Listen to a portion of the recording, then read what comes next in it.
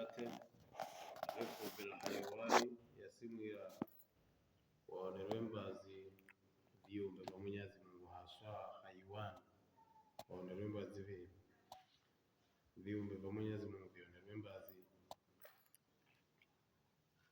Ana Biyala ipokewa kwa Biyala Shaddad bin Aus ambaye ni Shaddad bin Aus radhiyallahu ta'ala anhu ani nabii sallallahu alayhi wasallam, ipokewa kwa Mtume rehma na amani zigeuke juu yake.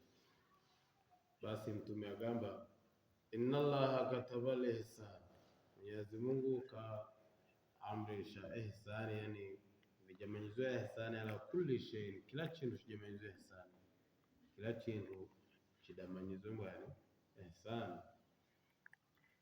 Fa idha qataltum, nibamka koma, fa ahsinul qatlata, basi kukoma kwenyuko kudamanizeni.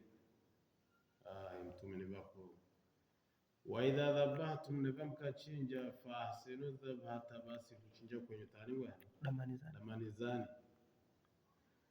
Wadamanizwa vihi falyuhid ahadukum shafratahu, basi umwangaye nibaka chinja naisofe vedi nainowe vedi ngola yake nivani ngola ukutumia, basi ngola yuitini mbwani isofe vedi. Waliyurehedha bihatahu, ichintu chake icho kuchinja basi achistareheshe.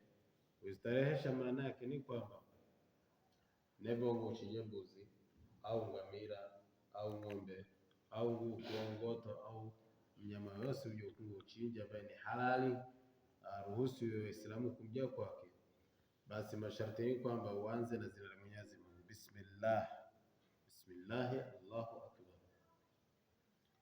Unaanza na bismillah Allahu akbar, alafu ingola yako igeuke isofoka ya kitambo nigaruke ningola ambaye inajere kwa heisingo ya mnyama huyo kuchinja ise kuchelewa mnango, maana yake nigaruke kwamba chak mpe habari ya ngola ambaye chenjere dikae hantu dikumbuka wakati ukaoneka mbuzi au ukingamira mageuke mnyama gani mte ukuchinja acheke sahaja, basi yani dakika shano zose ngola haina tikutatula hata nchingo.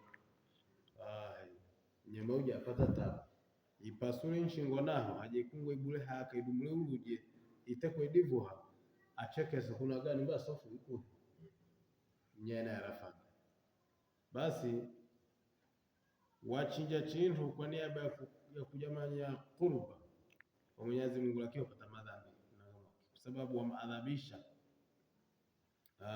Kwa hiyo ndio maana ikagamba ni arifqi bil haywani, hayawani watembwa ni waonerembazi. Hadithi ya simwira kuhusu mbazi kwa hayawani waonerembazi au kwa viumbe vyovyote vya ambavyo mkutambwa niwe mwingine kukoma ama kuchinja au kudamanya jose ni kuhusu kukoma. Kwa hiyo hadithi ipokewa kwa Biyala Shaddad bin Aus radhiyallahu ta'ala anhu ani nabii sallallahu alayhi wasallam, tumegamba inna Allaha kataba al-ihsan, Mwenyezi Mungu kaandika ihsan ala kulli shay, juu ya kila chintu kimejizwa ihsan, tendele ihsan kimejizwa wema. Fa idha qataltum, mkachinja, fa asirul qatlata, kuchinja ukoma kwenye. Fa idha qataltum, mkakoma, fa asirul qatlata, ukoma kwenye tani bwana kudamani zeni. Wa idha dhabahtum, mkachinja, fa ahsinu dhabhata, ukuchinja ukutani bwana pia kudamani zeni. Waliyuhidna sofe ahadukum munga shafrata ngola yake na isofe vedi, waliyurehedha bihata ucho kuchinja nacho na kistarehesha. Rawahu Muslim, hadithi ipokewa ni Imam Muslim, asharhu wal bayan.